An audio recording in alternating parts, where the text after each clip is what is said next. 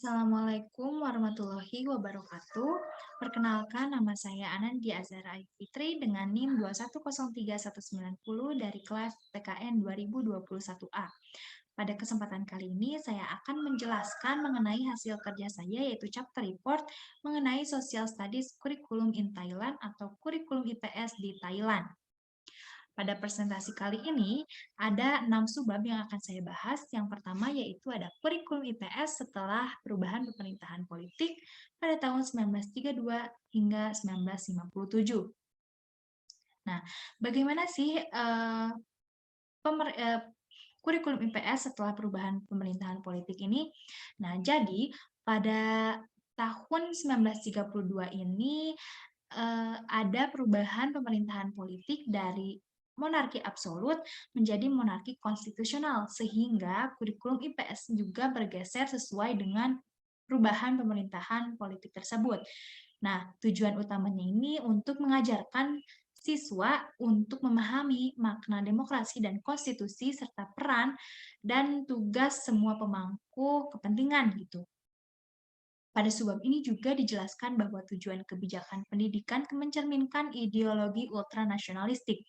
Artinya, sekolah mendidik anak didiknya atau peserta didiknya untuk mencintai negeri dan bangsanya sendiri, bukan mencintai penguasa individu seperti pada periode sebelumnya.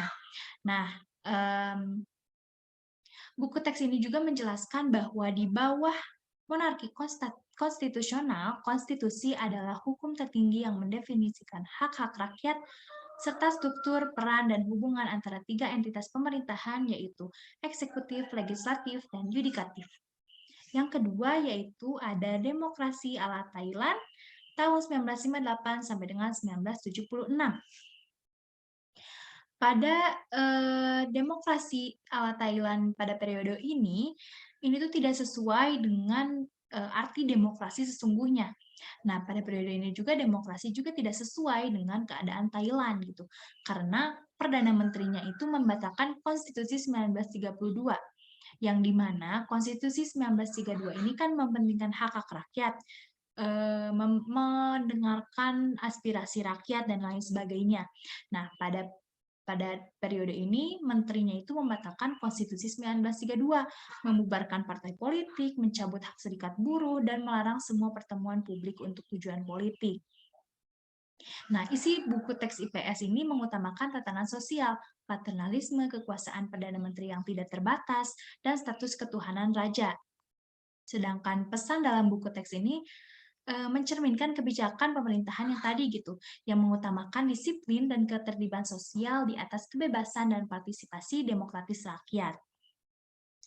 Nah, dari tahun 1958 hingga 1973, buku teks IPS ini hanya menyebutkan negara, agama, dan raja sebagai 3 simbol dari Thailand, menghilangkan konstitusi yang telah disebutkan sebagai salah satu simbol dalam buku teks sebelumnya.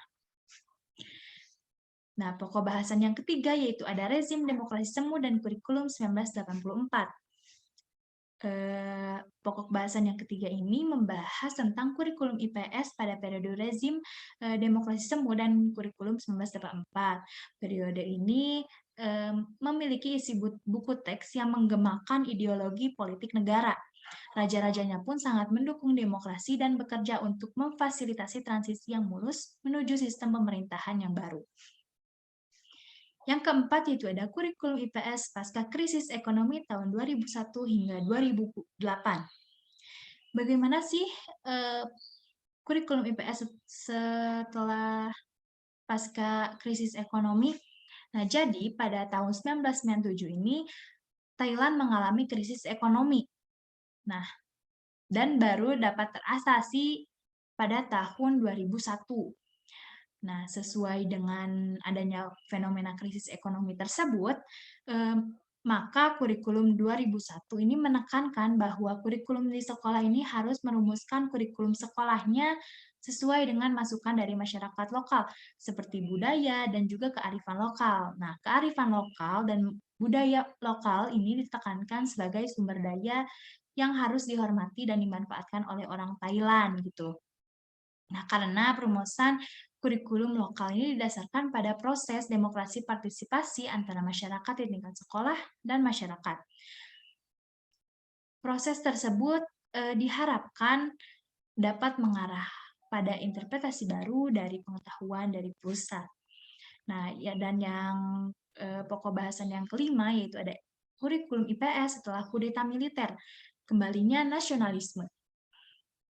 Jadi pada tahun 2014 ini Jenderal Prayut mengeluarkan 12 inti nilai gitu. Nah, 12 inti nilai ini tujuannya untuk membangun bangsa yang kuat gitu. Nah, 12 nilai itu dibuat untuk memperkuat 3 pilar utama Thailand, yaitu bangsa, agama, dan raja. Oleh karena itu, NCPO yang dibuat oleh Jenderal Prayut itu sendiri mengusulkan untuk memasukkan 12 nilai itu ke dalam kurikulum IPS. Nah, NCPO juga menyarankan agar Kementerian Pendidikan merevisi kurikulum IPS agar siswa dapat belajar lebih banyak tentang kewajiban kewarganegaraan mereka dan lebih menghargai akar sejarah dari Thailand itu sendiri. Dan yang terakhir yaitu ada perbandingan kurikulum IPS di Thailand dengan kurikulum IPS di Indonesia. Kurikulum IPS di Thailand, khususnya untuk pendidikan dasar dan menengah, itu merupakan mata pelajaran yang berisi dari 5 bidang pelajaran, yaitu agama dan moralitas, kewargaan dan budaya, sejarah, ekonomi, dan geografi. Sedangkan di Indonesia, perbedaannya itu terletak pada mata pelajaran yang dipelajari gitu. Sedangkan persamaannya itu sama-sama untuk pendidikan dasar dan menengah. Nah, perbedaan dari mata pelajaran ini, kalau di Indonesia itu ada geografi, ekonomi, ilmu politik, ilmu hukum, sejarah, antropologi, psikologi, dan sosiologi. Mungkin sekian presentasi yang dapat saya sampaikan. Mohon maaf bila ada kekurangan. Wassalamualaikum warahmatullahi wabarakatuh.